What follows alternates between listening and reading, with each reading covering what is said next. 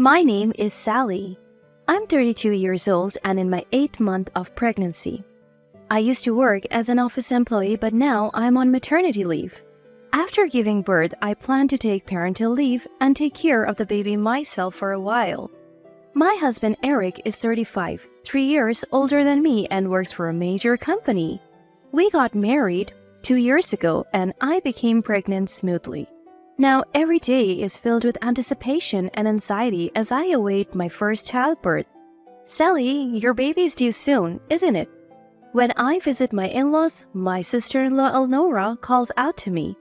I don't interact much with my brother-in-law, but Elnora is a housewife living with my in-laws, so we talk often. 2 years ago, my mother-in-law hurt her leg, and Elnora, being the wife of the eldest son, moved in to care for her, worried about leaving her alone during the day. However, mother-in-law can walk just fine, needing only a cane. Elnora has a caring personality and used to work in caregiving, so she readily agreed to move in and care for her mother-in-law. With 1 month left until my due date, I returned to my parents' home and prepared for childbirth. Even with my heavy belly, shopping for the baby and thinking about our future life was enjoyable. Then, 2 days after my due date, labor begins. I contact my husband, but for some reason, he doesn't answer or reply.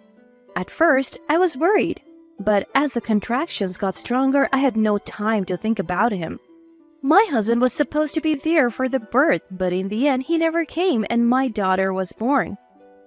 After safely giving birth, I called my husband to inform him and then fall asleep from relief and exhaustion. I wake up to someone calling my name. Sally, how long are you going to sleep? I open my eyes to see my husband and in-laws. My husband happily says, Dad and Mom came too. Where's the baby? I had told him I didn't want to see anyone after giving birth, so why did he bring his parents?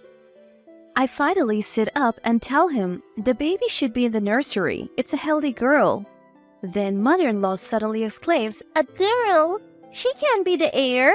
My father-in-law adds, Not a boy? Utterly useless. I'm confused and my husband even says, What?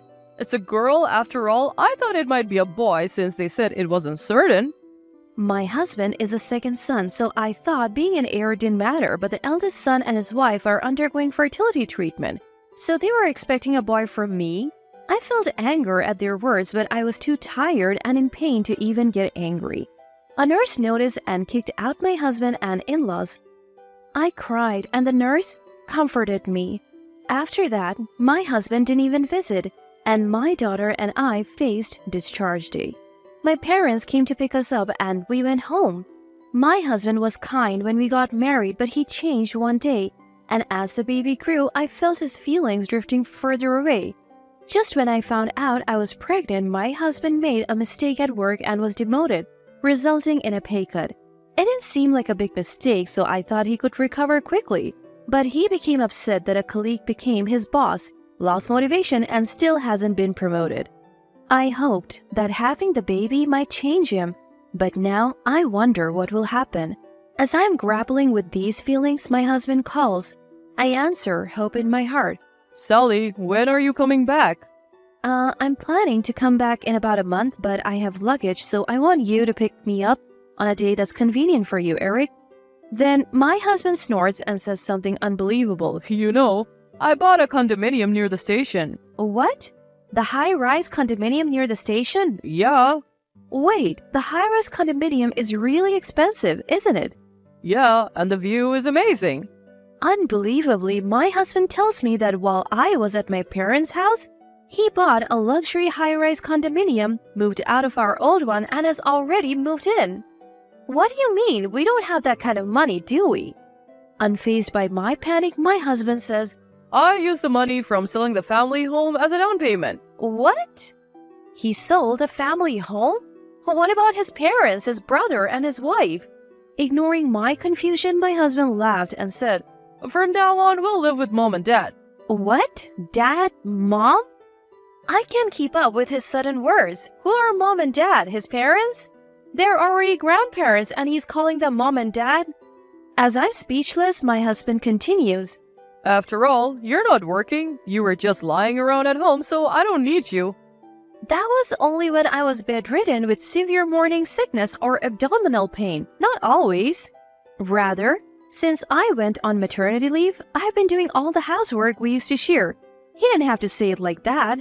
As I'm thinking this, my husband says something even worse.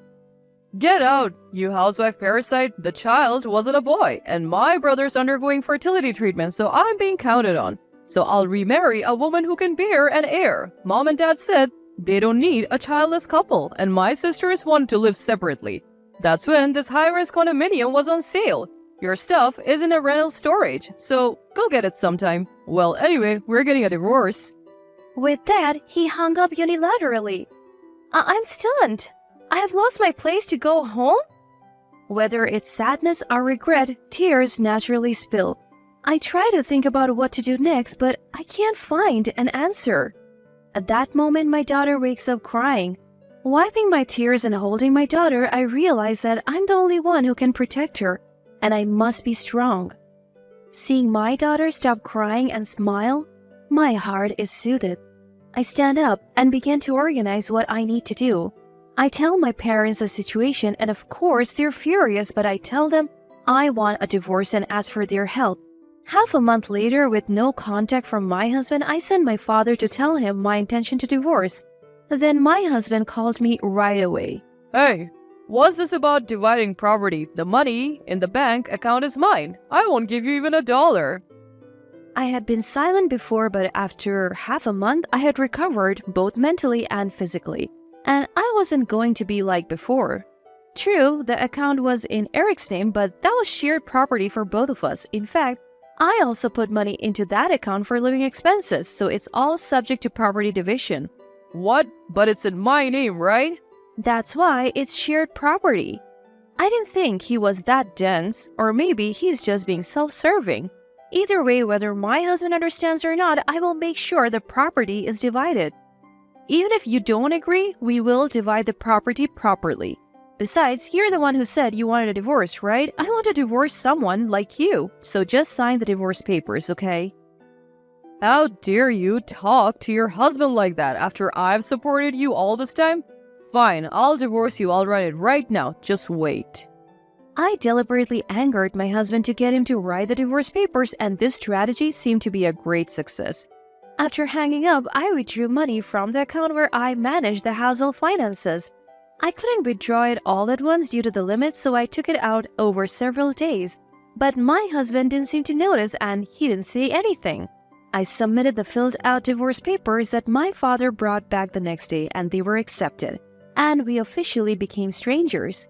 I'm struggling with my first child-rearing experience while staying at my parents' house.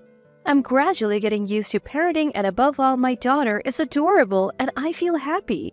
A few months later, while soothing my daughter, someone came to visit. It was my ex-husband, Eric. I hadn't seen his face since my daughter was born, but I didn't feel anything. I wasn't angry or sad. I responded expressionlessly. What? This is a nuisance. Then Eric suddenly bowed his head. Sally, please come back. I could only sigh at the expected turn of events. I tried to close the door silently, but Eric sat down in front of it and started talking unilaterally. Actually, I'm about to be kicked out of that high-rise condominium. I figured. Probably because you don't have enough money, right? The savings should have been more, but they're gone. Dad quit his job and Mom is bragging to her friends about living in a high-rise condominium and always throwing parties. I couldn't help but burst out laughing at that point. There's no way Eric's income alone would get a loan, so probably father-in-law's income was considered too. If he quits, of course, they won't be able to pay. Dad and Mom, huh? I can only laugh. Suppressing my laughter, Eric continues unaware. So, before I knew it, the account balance was gone, and if I don't pay by next week, they said I have to leave. So, please come back. After laughing for a while, I glared at Eric. What's going to change if I go back? Just another housewife parasite, right? Well, right now the house is a mess and no one's cooking. What? Come to think of it, mother-in-law was never good at housework. Since my brother-in-law got married, Elnora had been taking care of a lot of things, and it seemed like she had been doing everything since they moved in together. Come to think of it, I wonder what happened to Elnora. Hey, what happened to your brother and Elnora? You said you sold the family home, right? Yeah, my brother was always against living in a place that was beyond our means, and Dad got angry, and since he wanted to live separately anyway, he kicked them out. My brother-in-law was sensible. I'm glad Elnora doesn't seem to be involved. I've been busy taking care of my daughter and didn't have time to worry about it. Look, shouldn't you guys figure it out on your own? Asking me to come back is just because you want a housekeeper, right? Who do you think would go back to that? I am busy taking care of my daughter. I don't have time to take care of you guys. My daughter brings me happiness, but what do you guys give me? Who would want to be a housekeeper without even getting paid? Then Eric said in a panic, What do you mean? It's love. Love. I have love for you, don't I? At those words, I laughed. Love? From Eric? I don't need that. I don't even need money. Even though I only stated the obvious, Eric looked hurt for some reason. I took the opportunity to say what I hadn't been able to say before. First of all, it was tough on your income alone. That's why I put the same amount into the house. And I wasn't a housewife. I was on maternity leave. I was receiving an allowance and putting it into the house, and I did all the housework because I was the one at home. You wanted to act like the head of the family, but I'm the one who should be thanked. It's natural that life would become harder without the money I was putting in. And this is what happens when you make a stupid purchase like a high-rise condominium. Then Eric looked genuinely surprised as if he didn't understand. I had explained it when I went on maternity leave, but I was so dumbfounded that I couldn't say anything. By the way, why did father-in-law quit his job? Oh, Dad said it would look bad to work while living in a high-rise condominium, so he quit. Are they both stupid, father and son? I don't understand their logic at all. And what's with this papa and mama thing? Have you been holding back and calling them father and mother in front of me? Have you always been calling them that at your age? That's creepy. I felt relieved to finally say what I had wanted to say for a long time. When I urged Eric, who was hanging his head, to go home, he begged me to let him see our daughter at least. But that was just an excuse to keep me, not because he really wanted to see her. What? You don't need her because she's not a boy, right? Your family is just Papa and Mama, right? You don't even know our daughter's name now.